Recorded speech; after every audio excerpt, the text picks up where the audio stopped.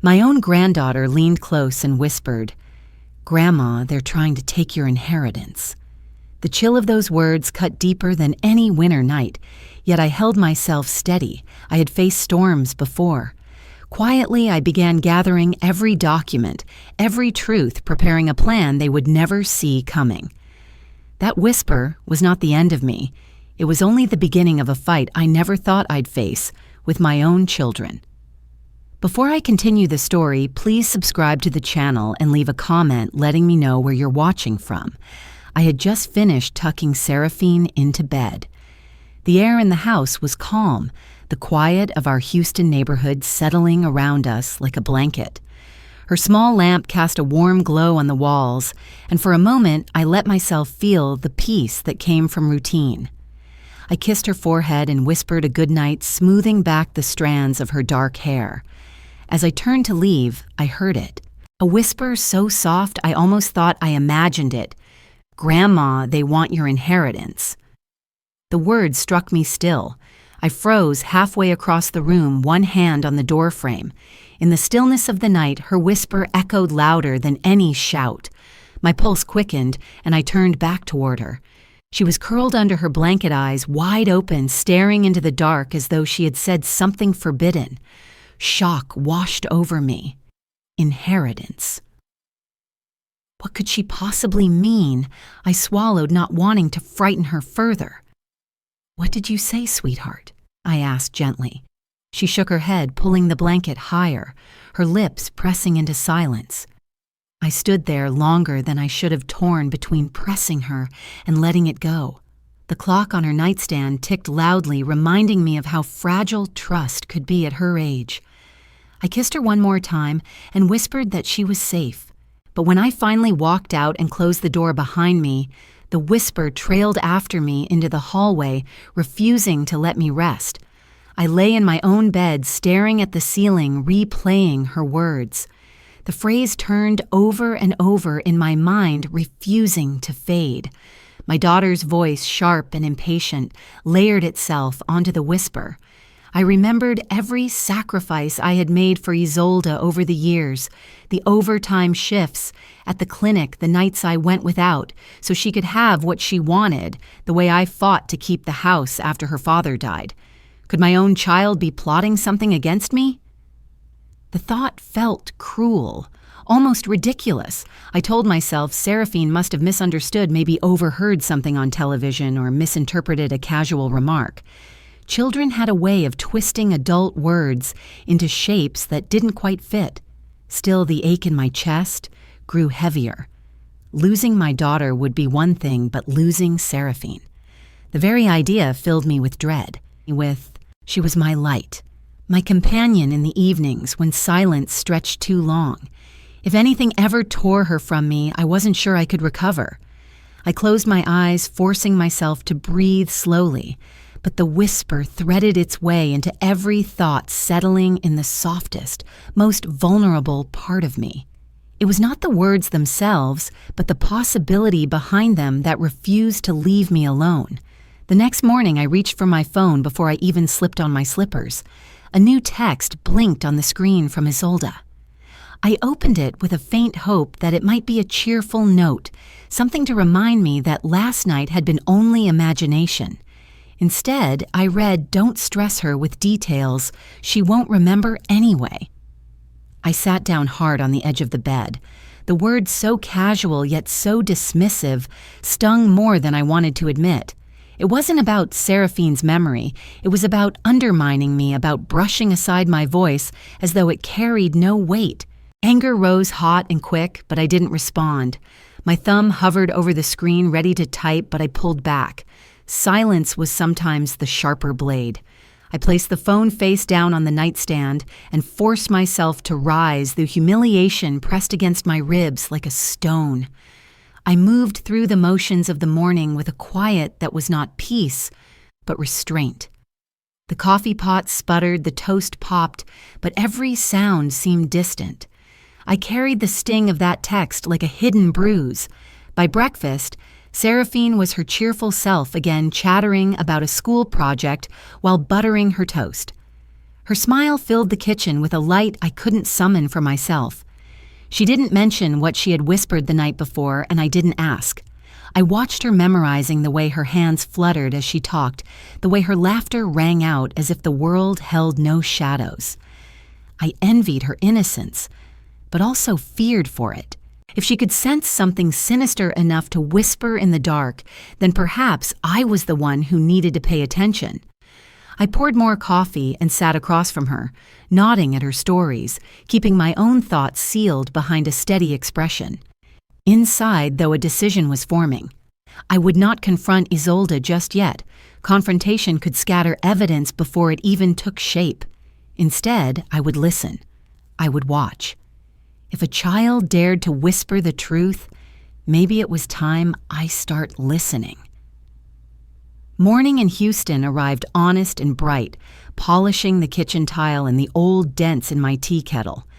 I reached for my phone before the kettle even sighed. A new text from Isolde sat there neat as a label. Don't stress her with details she won't remember anyway. I read it 3 times, each one quieter than the last. The words weren't shouted. They didn't have to be. They pressed on me like a thumb on a bruise. The kettle began its friendly rattle. I let it speak for me. My thumbs hovered over a reply, some tidy sentence that would keep the peace, then folded into my palms. I have learned that silence can be a tool, not a surrender. Still, the line nibbled at the edges of my day. Forgetful. I am the one who remembers vaccination cards, mortgage due, dates the blue folder for field trips. I remember the names of Seraphine's classmates and which one is allergic to strawberries. Years ago, doctors handed me the forms while the fathers studied the ceiling. I signed every page.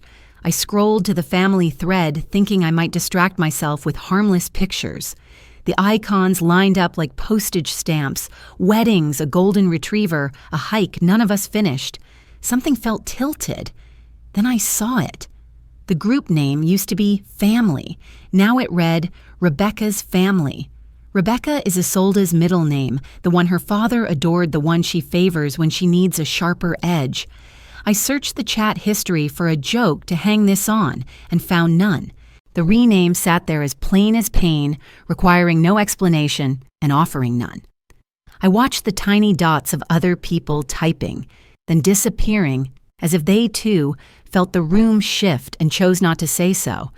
A cousin posted pastel balloons. Someone liked them. Last week, Seraphine shared a photo of a bright lemon from our tree with the caption, "Look what Grandma grew." It sank without a ripple. Today, a tired meme earned 5 laughing faces. Absence is also a comment. I resisted the urge to rename the chat back. Restraint can deliver a message sharper than a correction. Footsteps padded down the hall. Seraphine came in with her blanket trailing like a small cloud. "Morning, Gran," she said, eyes still soft with sleep. I poured orange juice, set out cereal, and asked about the school assembly she'd been buzzing over. She told me Ms. Alvarez promised a surprise. She hoped it was the therapy dog. I laughed in the right spot and tucked a reminder into my mind to email a thank you to the teacher. Under the table, my toes found the cool tile and steadied me. When she looked away, I took a picture of her hands around the glass, proof for myself that steadiness still lives here. She asked for pancakes on Saturday. I promised. Promises are small shelters. She listed Jupiter's moons like a litany, and my heart eased. If they think I'm losing names, they should sit with this child's star map. I kissed the crown of her head and told her to be brave and kind, our 2-word family creed. Inside, a quiet heat rose and stayed. After the bus sighed her away, the house settled into the hush I know as well as my own pulse. I walked through the living room, picking up frames as if they were living things. Here we were at Galveston with wind-wild hair. Here at Isolde's graduation, my hand on her shoulder. Here last fall in our rain boots, Seraphine and I laughing at a sky that forgot itself. One frame had a hairline crack I keep meaning to fix. Today I left it. Some truths are clearer when the glass admits its fracture. On the coffee table lay a flyer for a retirement community wrapped around a man-made lake, all bright smiles and kayaks. Live carefree, it chirped. Carefree doesn't live in this house. Careful does. Careful says keep records. Be polite, notice everything. I fetched a small notebook, wrote the date and time, and copied the text exactly as it appeared, punctuation and all. I also wrote the new group title because names matter. The pen dug a little trench in the paper. It felt like sweeping before a storm. By midday, the air thickened and cicadas tuned their little engines. I wiped a ring from a coaster and smiled at myself for appreciating the symbolism. My life has always loved symbols. My job now is to love facts. Fact, a message that belittled. Fact, a digital rename that reduced. Fact, a child who trusts me enough to whisper the truth into the dark. Facts are anchors. Feelings are sails. I will need both. I straightened the cracked frame and stepped back. The room looked unchanged, yet something in me had stepped over an invisible threshold. I did not cry. I brewed tea, matched my breathing to the hush, and let the house teach me patience. I placed the phone face down again, a soft refusal to chase answers. I will not confront yet. I will listen and collect. I will be ready without advertising that I am ready. In the garden, the lemon tree tossed sunlight across the blinds, scattering coins on the rug. I stood in that pattern and let myself count blessings like beads a roof I paid for hands that still work a girl who trusts me. The phone buzzed, then quieted. A delivery notification, nothing more. I almost typed a reply to Isolde, something harmless about the weather, then let it go. The words would have floated off like dandelion fluff. What I needed now was weight and patience to place it well. The cracks were no longer invisible. They were spreading across the picture frame of my life. And soon those cracks revealed what they had been hiding all along. I carried my coffee and the mail to my little desk by the window, the spot where morning light usually makes bills seem friendlier. Today the light felt like a search lamp, too. I laid envelopes out in a tidy row the way James used to line up tools in the garage, each in its place. Routine is a raft when the water turns rough, I told myself, and I climbed aboard. The first envelope was a bank statement. The second, a bland notice about utilities. The third bore the return address of the tax preparer Isolde recommended last spring. I slid it with the letter opener my husband gave me on our 10th anniversary steel simple dependable and slid out a copy of my filed return. Right there beside my printed name sat my signature. Only it wasn't. The swoop of the A was right, but the rest sagged like wet laundry. I felt the breath leave my body. Someone had signed for me. I set the pages flat and brought down the magnifying glass from the bookshelf. The paper smelled faintly of toner and something sweet, maybe the cologne the preparer wore. The strokes were hesitant, uneven, the kind of wobble that whispers, "Poor thing, she's declining." Heat rose in my chest. Not panic, not yet anger's first flare under snow. I turned to the file tray for my checkbook copies, hands steady the way they get when I'm doing math. There it was, a check written to Greenberg and Associates, an unfamiliar name dated 2 months ago. The signature at the bottom looked like mine if mine had been dragged through gravel. The amount wasn't large. It didn't need to be. It only needed to be embarrassing. A trail of small mistakes is how people build a story about you never agreed to star in. I brought the check right up to the light. Someone had tried to mimic the pressure I use on the D, then let it shake like an old woman gripping a pen after a long nap. I could hear the subtext, "She's slipping." Bless her heart. I pressed my lips together until the tremor passed. I have baked pies through hurricanes and balanced budgets during cancer. If they wanted shaky, they would not find it here. By noon, I had a neat stack the tax return, with the wayward autograph, the check with its theatrical tremble, and 3 minor account alerts I'd dismissed as glitches. Taken together, they hummed the same tune. I scanned everything to a thumb drive and tucked the originals in the fireproof box. Confronting them over text would only feed their story. I needed facts, not fireworks.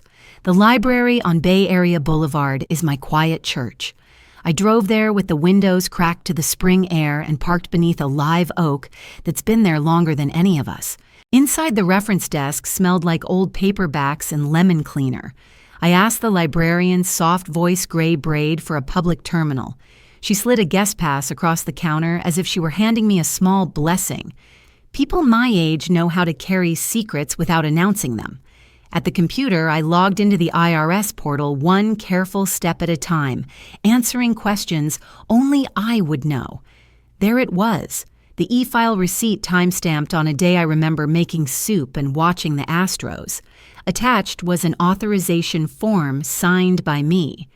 I zoomed in until the pixels broke apart. Whoever did this knew enough to get close and not enough to land the plane.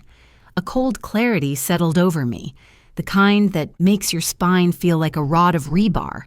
I printed what I needed and slipped the printouts into my folder. On my way out, the librarian looked up and caught my eye. She didn't ask what I'd found. She simply offered a small nod, the kind women give each other in waiting rooms and pews and grocery aisles when words would be too heavy. I carried the folder like a lantern to the parking lot. In the car, I laid the papers across the passenger seat and let the engine idle. A mockingbird hopped along the curb, bright eye trained on a beetle it intended to have. I thought of my granddaughter's whisper, the way her small hand had clutched the blanket. I am not allowed to fall apart. The child is watching. The house is watching. My good name is watching. I took pictures of every page front and back and uploaded them to a cloud folder under a dull title no one would click. Then I wrote a list in my planner, blue ink tidy squares to check call an attorney who knows our history, lock down the accounts for in-person verification, keep my mouth closed until I can put the story in order. Silence is not surrender. Silence is scaffolding. Traffic thickened on the Gulf Freeway as I drove home, red brake lights blinking like a warning line. I rolled my shoulders back and breathed through it. When I pulled into the driveway, the azaleas were blowing in pink clouds. I sat for a moment longer, hands on the wheel, and tested the weight of what I now knew. They were building a case out of paper cuts. I would answer with clean stitches. Inside, the house was cool and still. I set the folder on the desk and stood at the window listening to the air conditioner click on. There is a sound a life makes when it leans, a long, low creak before the shift. I heard it then in my bones. I ran a finger over my name on the forged form until the letters steadied under my touch. They wanted to write me off in shaky ink, but they underestimated the steadiness of my resolve. I dialed Corwin after midnight, the house holding its breath. "It's Artie's," I said when he answered. I kept my voice level. "I need your eyes on something ugly." Corwin knew my cadence before I said my name. We'd traded casseroles and condolences when James died. "Tell me." I sketched the day like a police report, the forged signature on a tax form, the personal check, with my name dragged in tremors I hadn't made. Silence stretched, then clicked into place. "Patterns like this don't float," he said. "They're built, first on paper, then in court." The lamp threw a coin of light across the rug. In the dark edges, photographs felt like witnesses. "What happens next?" I asked. "You prove capacity and you lock process," he said. "Neurocognitive evaluation, financial judgment, letter notarized statements from the people who've watched you manage your life for decades. We also shut the doors. They might try to kick in. Transfers, withdrawals, authorizations. Can you see me in the morning, 9 o'clock? Bring everything, even the scraps." I hung up, but the conversation kept ringing. I stacked folders by the door and checked on Seraphine. She slept with one hand on a book about constellations, the other under her cheek. I tucked the blanket closer and practiced breathing until the clock found me at 2. Downtown Houston was waking when I reached Corwin's office. The glass tower wore the sunrise like a pressed shirt. The receptionist smiled the way people do at women my age, kind, careful. I set my file box on the counter without shaking. "Artie's," Corwin said from doorway. "Come in." The conference room smelled faintly of paper and lemon oil. I unpacked bank statements, tax notices, insurance letters, the photocopy of the wobbly check. He didn't interrupt. He made piles with the attention of a watchmaker. Here's the horizon, he said, tapping a legal pad. Worst case, they claim you're no longer competent. With enough noise, a judge could grant temporary control while it's sorted out. We won't let it get there. He drew a short ladder. Step 1, independent neurocognitive evaluation. Step 2, written assessment of your financial decision-making. Step 3, affidavits from long-term advisors, your banker, your tax preparer, anyone who can say, Artis is precise. Parallel track, we tell institutions to require dual verification for anything big. Nothing moves without your in-person say-so. And if they're already moving money, I asked. Then we build a chain of custody on every document and follow the trail. People who forge usually repeat themselves. He glanced at me. You're calm. Good. Calm wins. I surprise myself by smiling. I've balanced a budget with a pencil and a grocery envelope. Calm is muscle memory. Corwin pressed the intercom. Send in Malis, please.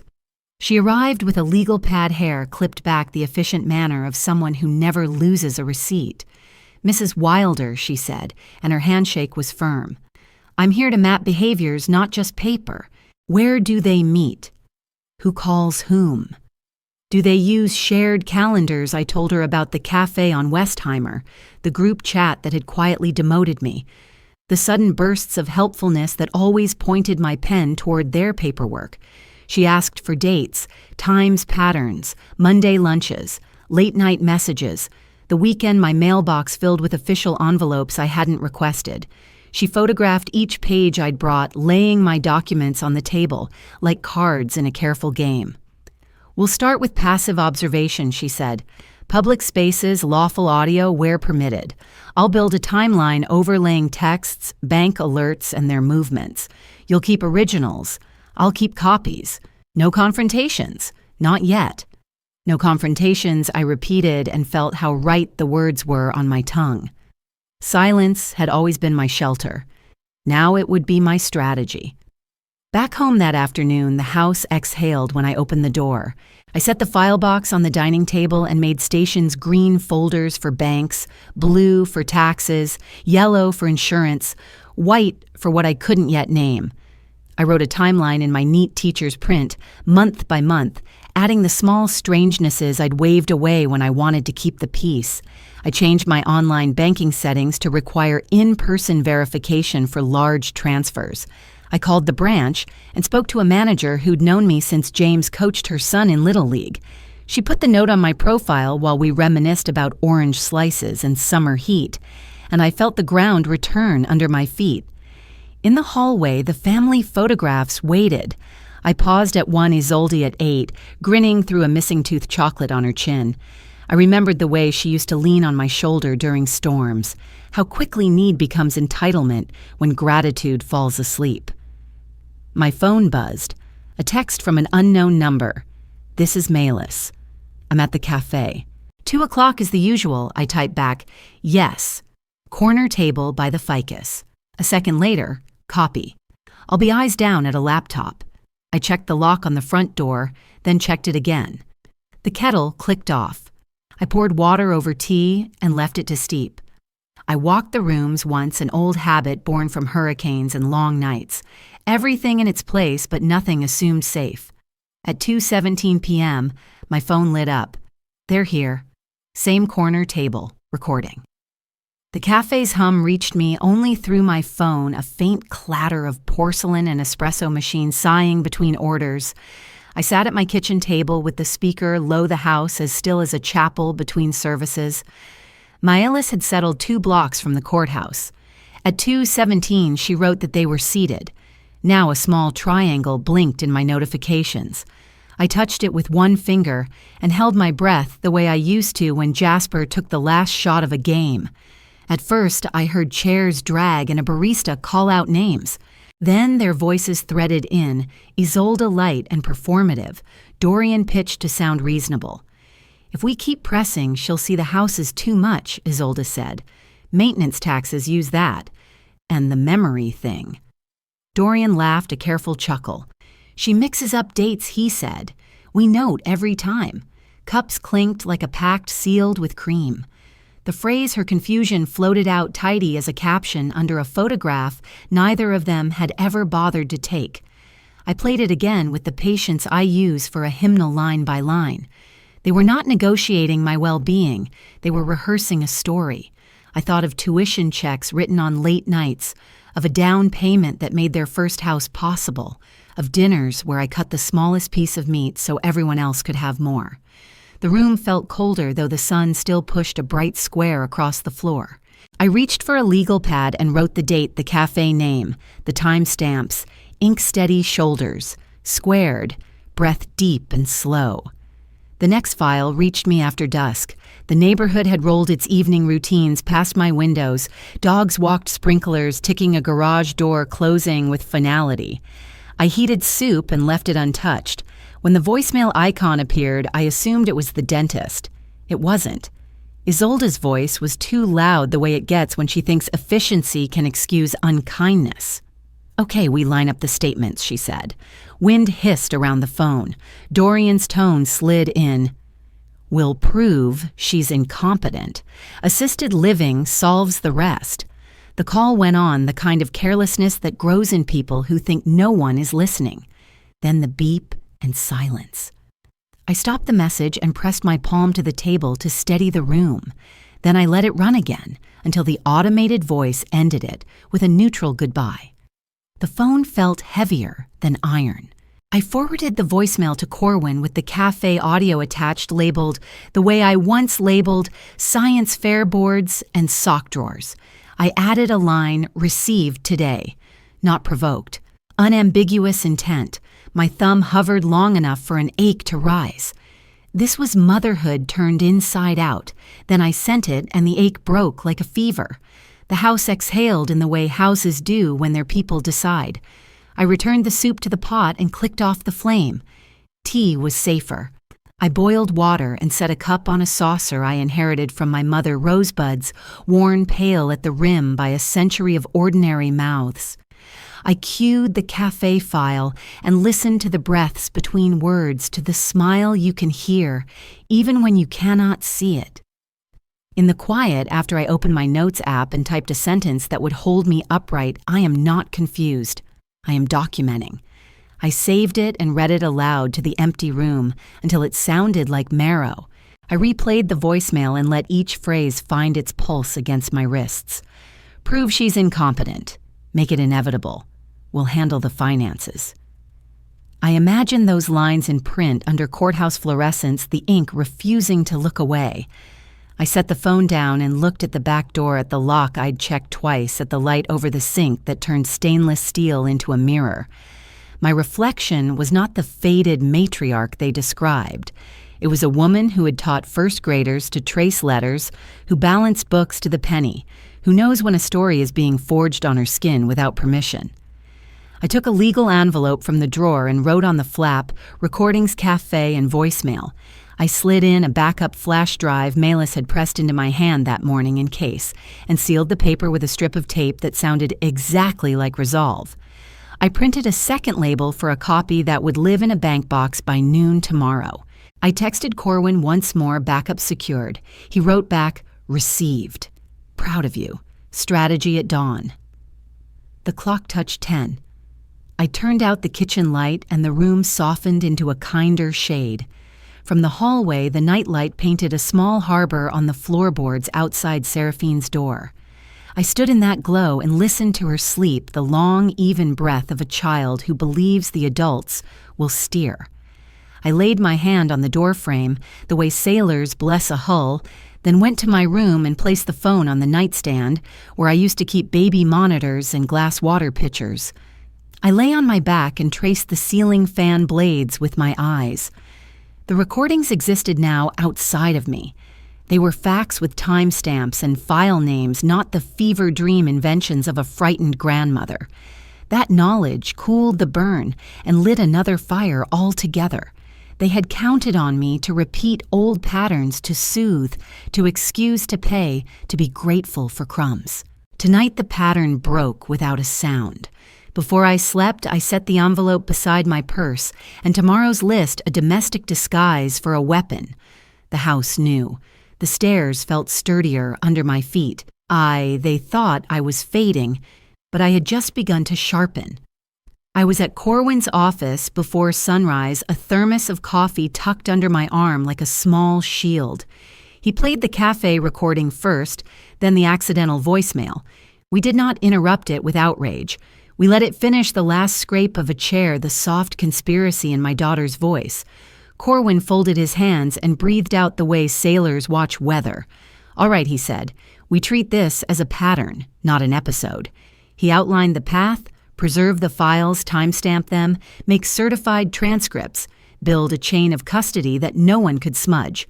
He would request bank activity logs and put the credit union on alert for unusual transfers. "We also anchor your capacity," he added. "Today you'll complete a full neurocognitive evaluation plus a written assessment of your financial judgment. Not because you need to prove yourself to them, because judges like paper." I nodded. Paper had been the first weapon they picked up. Paper would be the field where I stood. Corwin's tone never lifted into drama. He spoke in straight boards and square nails. He advised silence, no confrontations, no flares on group chat. "They expect you to lash out," he said. "Instead, you'll document." I slid the file box across his desk. "I am documenting." "Good," he said, tapping the lid. "Then we move." We booked noon at the clinic. Okay. The clinic sat on a shaded street near the museum district. The receptionist checked my ID twice and photocopied it with ritual care. The physician, a woman with steel gray hair and quick eyes, explained the protocol orientation memory numbers problem solving.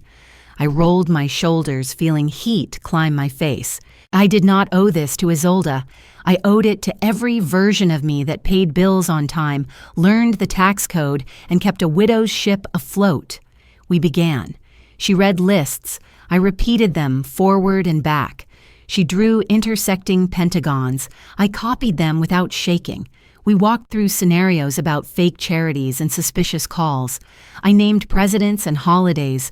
I subtracted by sevens until the numbers felt like stairs. At one point, she said, "Take your time." I smiled. They wanted me confused. Instead, I was precise. Her pen paused. Then she nodded and kept scoring all business. When we finished, she printed a summary and said the notarized report would go to Corwin by evening. She offered water. I asked for the long version scores, percentiles the language judges like. She seemed to understand. "You passed decisively," she said, "professional but kind, capable and consistent." I thanked her and slipped the stapled pages into my bag as if I were tucking in a child before a storm. Outside, the sun had shifted a degree brighter. I texted Corwin ready. Now. Okay, back home. The house felt like a museum after hours. I set my bag on the hall table and tapped the voicemail again, checking the file name, the timestamp, the small red dot marked protected. The message filled the kitchen clearer now without the cafe clatter. Isolde's voice brisk as a clipboard. "We'll prove Mom's incompetent. Assisted living will solve it." The words hung like moths around a bulb. I did not realize Seraphine had padded in from the den until I heard her breath catch. She stood in the doorway in pink socks, shoulders lifted as if the floor had gone cold. "Why would Mommy do this to you?" she asked, and then the question broke into crying. I crossed the room and folded her into me, cheek to the crown of her head, rocking as if she were 2, not 9. "You didn't do anything wrong," I said. "None of this is your job." She hiccuped, tracing circles on my sleeve with a damp finger. I stopped the message. The silence rang. I lifted her onto a chair and poured water. We counted breaths together, 4 in 4, hold 4 out the way her school counselor taught. "Am I going to lose you?" she asked. "No," I said. "I am right here." I told her we would not play the grown-up voicemail again. We would talk about the science fair volcano and Coco. I braided her hair by the sink and let the braid rest over her shoulder, like a rope back to steadiness. Inside me, the rope burned. Near dusk, I drove to the hardware store and bought new deadbolts and a small ring of keys. The clerk keyed them. No more wandering copies. At home, I laid out the screwdriver and worked slowly, patient and exact. Each old lock slipped free with a soft, metallic sigh. I set the brass circles on a towel like coins I no longer recognized, the new cylinders seated with a clean final click. I labeled 2 keys and hid one in the pantry tin. Another went on a thin cord around my neck. Headlights rolled across the living room. Tires stopped. A familiar silhouette came up the walk and tried the knob with casual ownership. It didn't turn. The handle rattled again sharper. Then the doorbell long insistent and my phone began to buzz. Isolde's name bloomed and faded. I let the sounds run their course. Through the beveled glass, she was only a blur the way rain smears a streetlight. I stood back and breathed, counting the seconds between tries. Finally, the steps retreated. A car door shut. The street went ordinary. I tested the bolt twice and slid the spare deeper behind the flour and tea. I wiped my hands, studied the grain of the door in lamplight, and felt the house stand up with me. I texted Corwin locks changed. Quiet tonight. For the first time in months, the key to peace clicked in my own hands. I set the phone on the counter and waited for Melis. The cafe was 15 minutes from my house, but I stayed still. At 4:11, she sent a text, audio rolling. I tapped the link. Cups clattered, a grinder hissed, a chair scraped. Then my daughter's voice. We'll ease her into it. If she hesitates, we say the roof needs work and the neighborhood is changing. Dorian answered amused. Once she signs the listing, the rest is simple. Movers can handle the rest before the paperwork posts. He laughed like he was already walking through my empty rooms. I paused the track to breathe. Pressed play. She mixes dates, Isolde said. We'll keep notes of the times she forgets things. It helps when the lawyer asks. Dorian again. And we'll get Mom's things packed before anyone raises a fuss. Silver goes straight to the safe deposit. Your dad's watch might as well be mine. The words were public, loud enough to float above the milk frother. If a stranger had turned his head, they wouldn't lower their voices. My hands trembled, not from age, but restraint. I made their baby food, hemmed their costumes, signed loans with steady hands. Now those same hands held a phone that heard them plan to lift my life piece by piece. I pressed. Save then forwarded the file to Corwin. The kitchen clock ticked now. Somewhere in the audio ice clinked against glass, a cheerful sound like mockery. I walked to the display cabinet because something inside me already knew. The afternoon light angled across the glass. Dust motes swam like tiny witnesses. I opened the door and touched the velvet tray out of habit. The wedding silver Thatcher's gift to me on our 10th anniversary should have caught the sun in a neat, bright line. It did not. The forks were gone. The spoons, the ladle with the shallow dent from a long-ago stew, gone. On the top shelf, a ghostly oval marked the place where Thatcher's watch had rested for years, face up ticking into our ordinary days. The oval was clean. The watch was gone. I did not call anyone. I took photographs, the empty velvet, the outline of absence, the cabinet door ajar by a finger's width. How I must have left it on a day they dropped by, using the key I had only just reclaimed, with new locks. I wrote a list in a neat column. 12 dinner forks, 12 salad forks, 12 knives, 12 spoons, ladle cake server watch. I wrote dates of the last holiday I knew they were there, and the day I changed the locks. I wrote calmly as if calm could solder what had been lifted.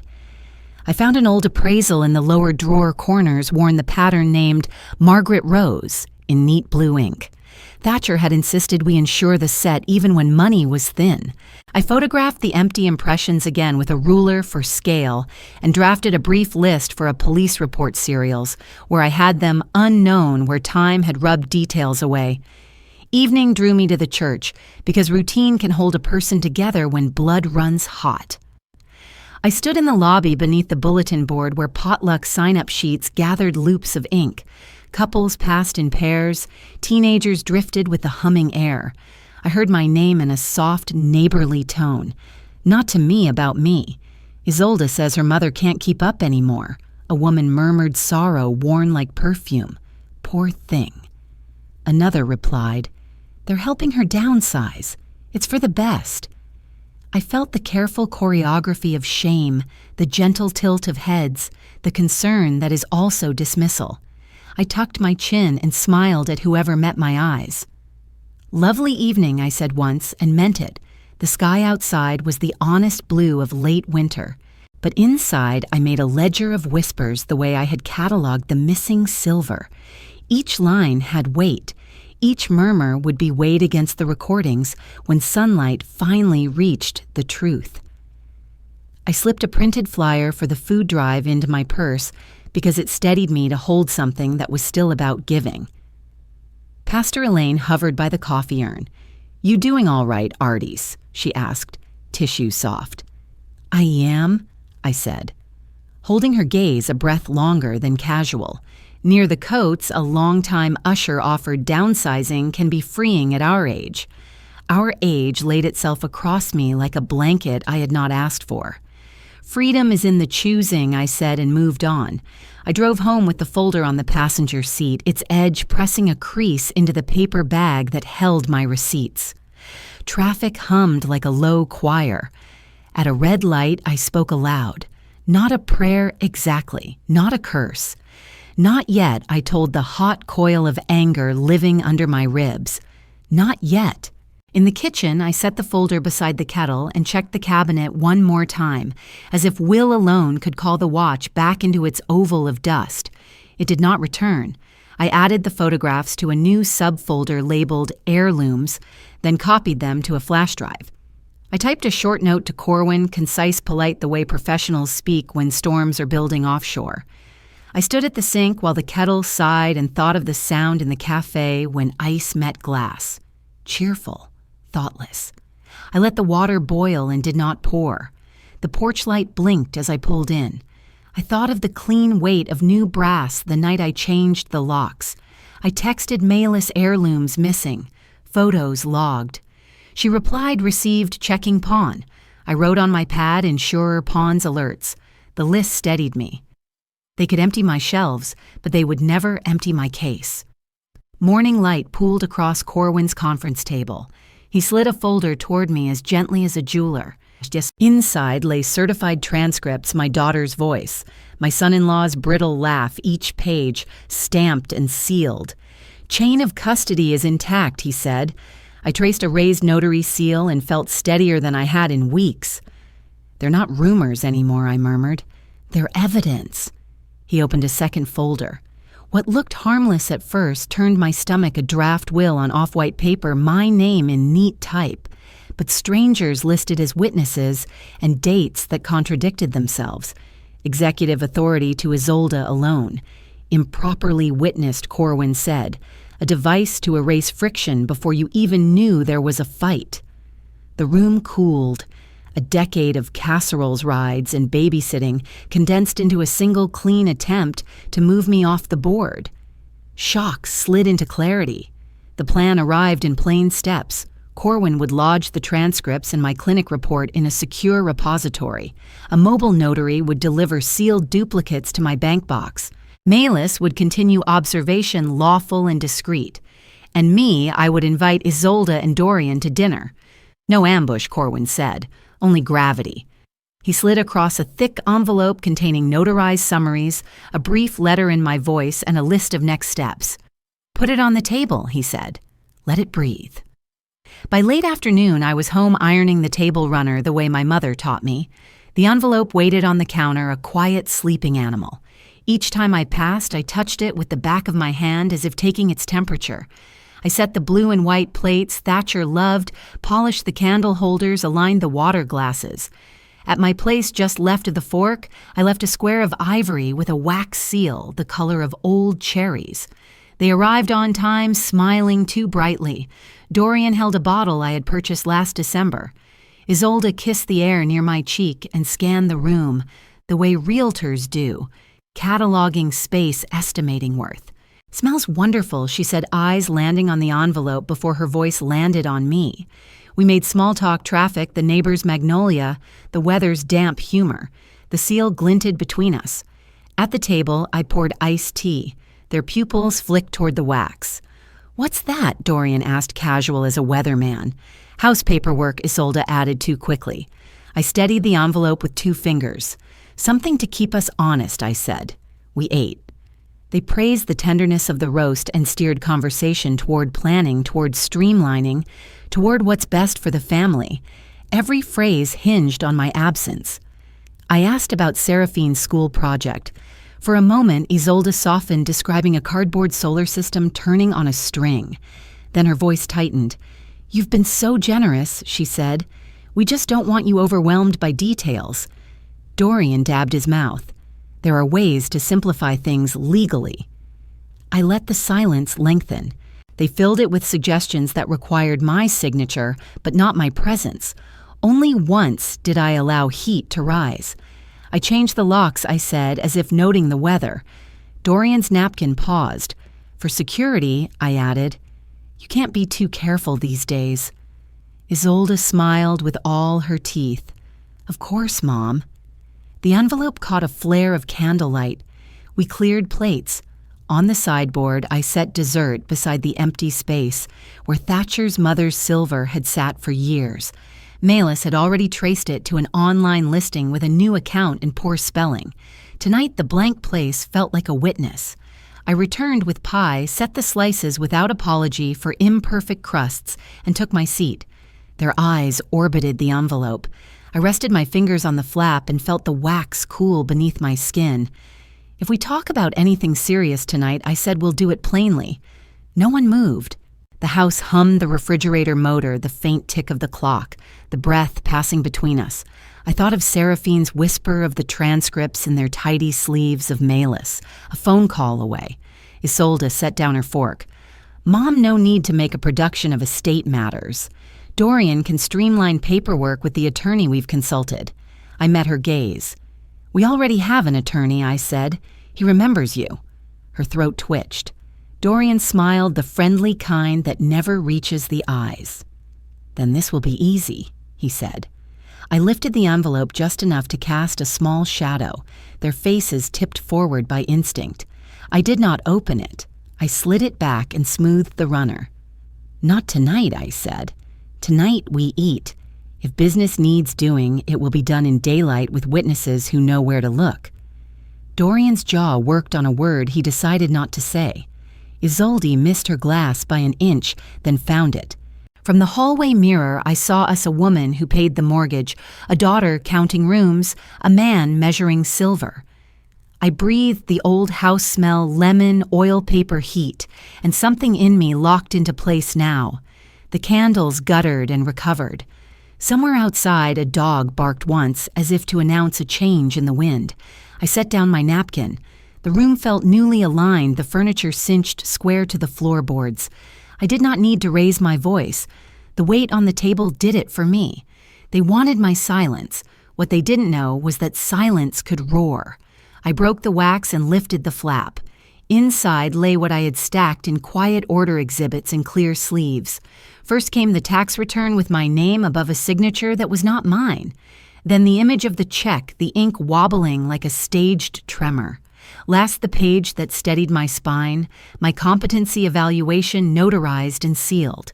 Attention, memory, judgment, percentile bars solidly high for a woman my age. I set it where the light found the stamp and spoke as if reading minutes from a meeting. "This is who I am," I said, and then I tapped the forged lines, "And this is what you did." Isolde's smile tried to land and kept missing. "Mom, paperwork mistakes happen." Dorian leaned back as though the chair were his witness. "Forms are confusing," he added. My breathing stayed even. "Confusion is not my signature," I answered. I angled the tax copy so the seal caught the chandelier's soft glare. The room offered up the hum of the refrigerator, the hush of a neighborhood that minds its own business, and the weight of years I refused to carry for them any more. My phone vibrated against the wood, a tidy sound that split the hush. The bank alert glowed access attempt blocked for my investment portal. Two-factor failed. Timestamp 7:40 p.m. I set the phone between their plates. "We put bank-level safeguards in place," I said. "Dual verification on transfers. Holds on changes." Alerts to me and to counsel. I checked the oven clock, then the alert. That lines up with your arrival. Dorian's jaw worked. Isolde gripped her napkin until it bent into a white rope. Mom Isolde began rounding her voice toward pity. You're making this adversarial. We're worried. I pressed the small recorder from the envelope. Cafe noise rose like a curtain. Their voices clear as glass filled my dining room. Prove her incompetent. A spoon clinked. Sell the house before she notices. A low laugh. The second file cued itself the mistaken voicemail. Assisted living will solve everything. They scrambled for new words, but the old ones kept running. Concern does not forge signatures, I said. I slid duplicates from the envelope and placed a packet on each plate the way I once set birthday favors for children. Dates, witness names, routing numbers, times. Dorian tried on a friendly smile, thinner now, like paper over broken glass. There's no need to escalate, he said. It already escalated when you wrote my name for me, I replied. Tonight I am telling you what comes next. What do you want? Isolde asked. It sounded like a challenge or maybe a plea. I breathed once then again. Boundaries, I said. Locks changed, accounts frozen, counsel retained. No entry without notice, no streamlining of my affairs.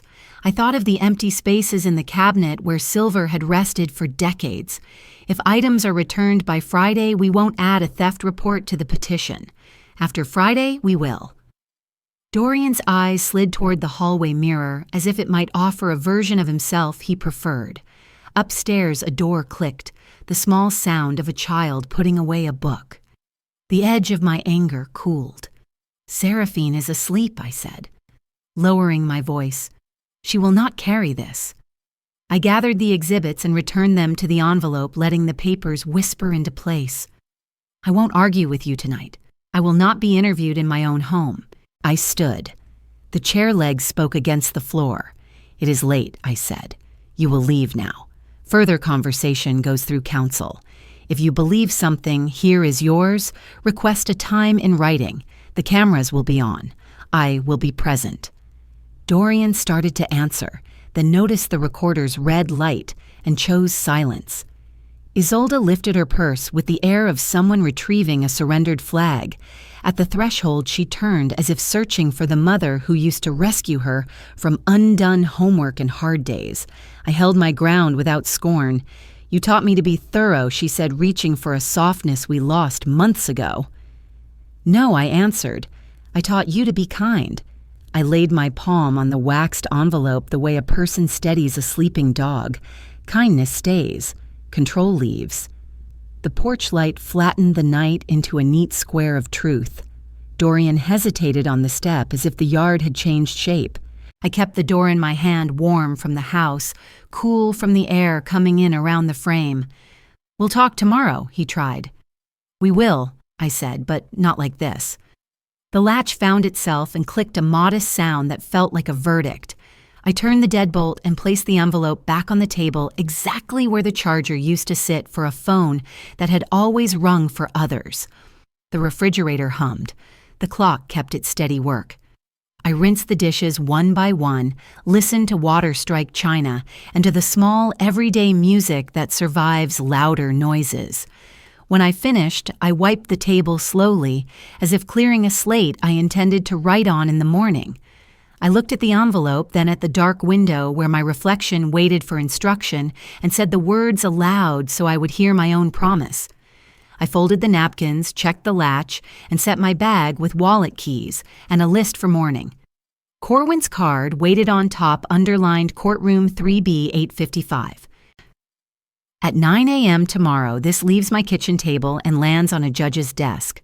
By 8:55, I was seated in the courthouse hallway with the file on my lap. Families and attorneys filled the benches around me, their whispers a blend of nerves and routine. Corwin leaned close, reviewing the order of proof in his calm, clipped voice. Malis sat just behind her binder, squared to the edge of the seat. Inside it, transcripts, bank alerts, photographs of empty shelves where heirlooms had once rested. My breath slowed, deliberate. I kept my palms open on the folder, dry and steady. Opposing counsel swept past polished shoes, ringing on the tile. Dorian followed with that half-smirk he wore like a shield. Isolde kept her eyes forward, her purse clutched close as though it carried virtue. When the bailiff called our case, I rose without hurry. Courtroom 3B smelled faintly of varnish and old paper. The judge took the bench. When they called my name to testify, I walked to the stand and laid my hand on the worn rail voice even when I swore to tell the truth. Their attorney rose first, announcing an emergency petition.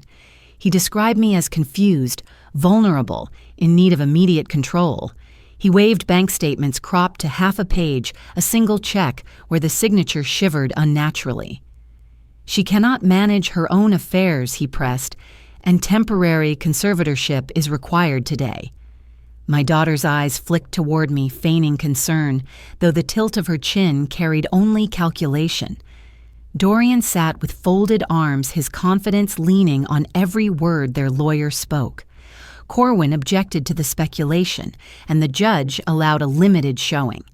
Then came my turn. I spoke plainly, 30 years balancing household ledgers, reconciling every bill, paying tuition, mortgages, insurance without lapse. I described how the first oddities began a form filed before I knew. It existed a check I never wrote. My voice did not rise. It did not need to. Calm truth carried further than their thunder. The courtroom grew still. Corwin opened our exhibits. First, my independent evaluation certified notarized pages of testing, where attention, memory, and judgment placed me far above average for my age. The judge read, brows tightening. Next came the bank alert from just the night before, time-stamped during dinner, proof of a failed access attempt to my investments. Then the forensic report stroke order, inconsistent with my natural hand pressure patterns, revealing imitation tremors.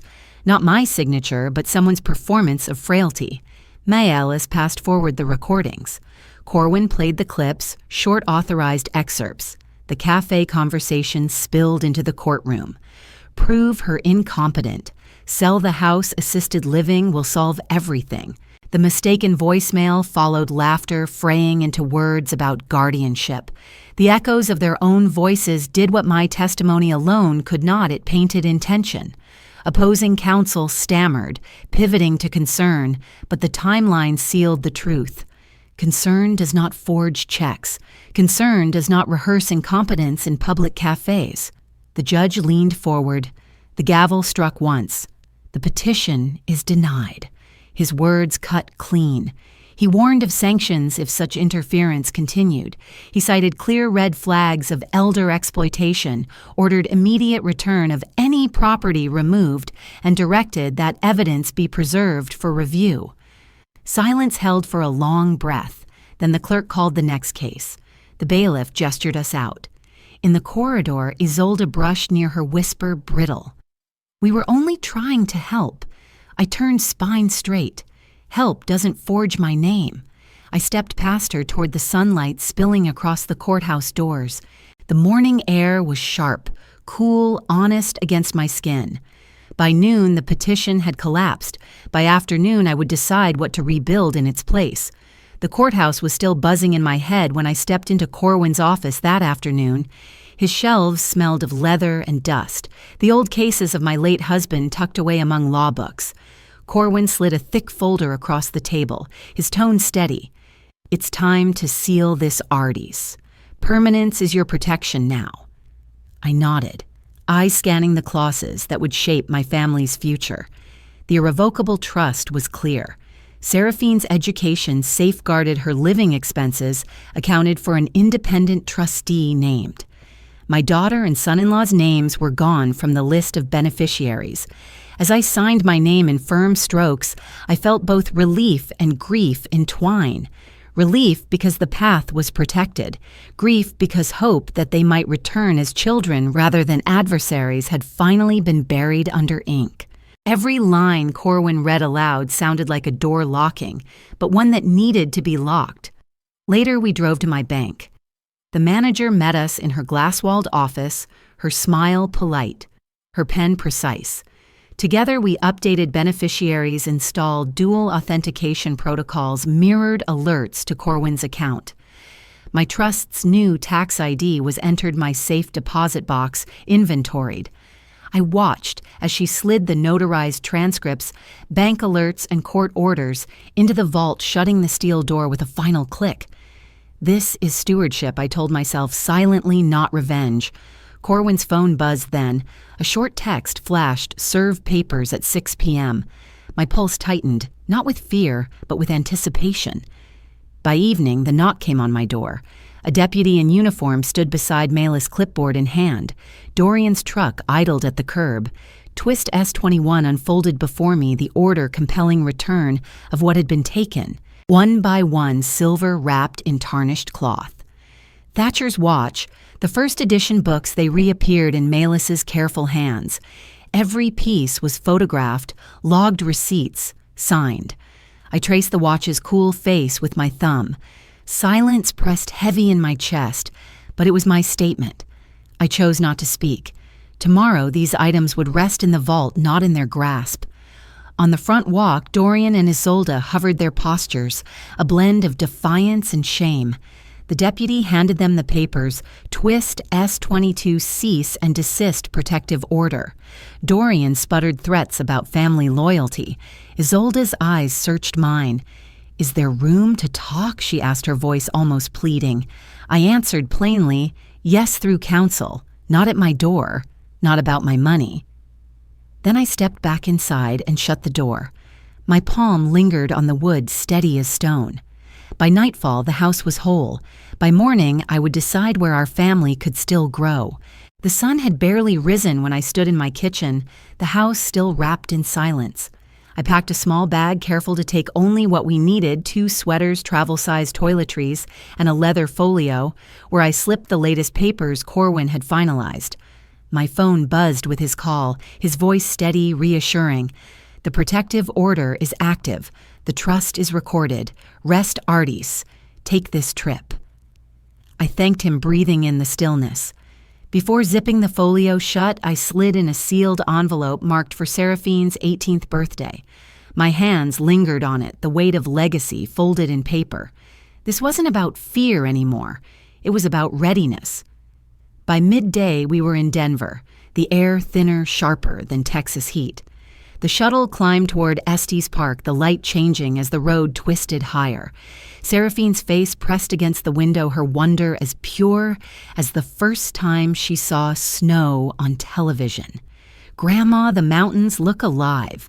At the lodge, modest and warm, we planned an easy trail for the morning, mindful of her age and my pace.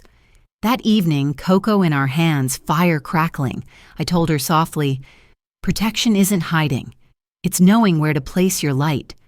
She nodded, her small hand curling into mine. The trail the next day wound through switchbacks, pine resin, and cold air mingling. We stopped at a vista where the sky stretched wider than anything in Houston. I sat with her, pointing at the horizon.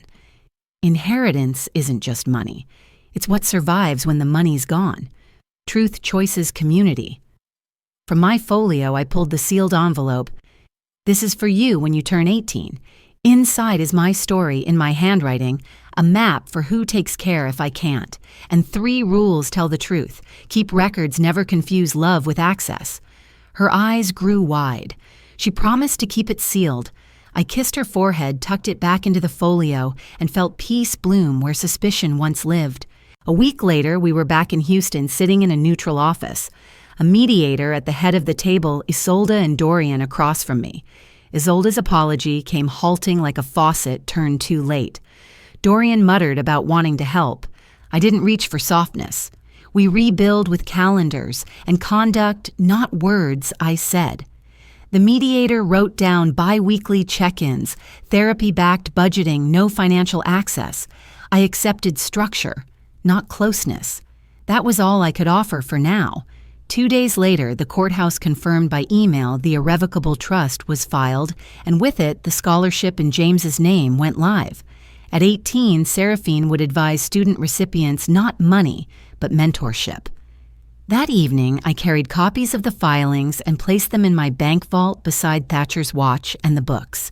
At dusk, Seraphine and I planted a rosemary bush by the porch. "It'll live longer than us," I told her. She asked, "When can we see the mountains again?" I smiled.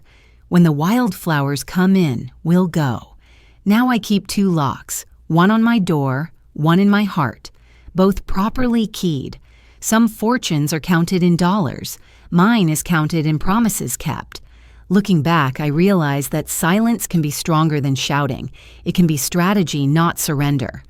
What I lived through was painful, but it taught me that protecting your dignity, your values, and your legacy is never selfish. Family may betray us, but we still hold the power to set boundaries, to choose trust wisely, and to pass on lessons of honesty and resilience to the next generation. Now, I want to ask you, what would you do if someone close tried to erase your voice?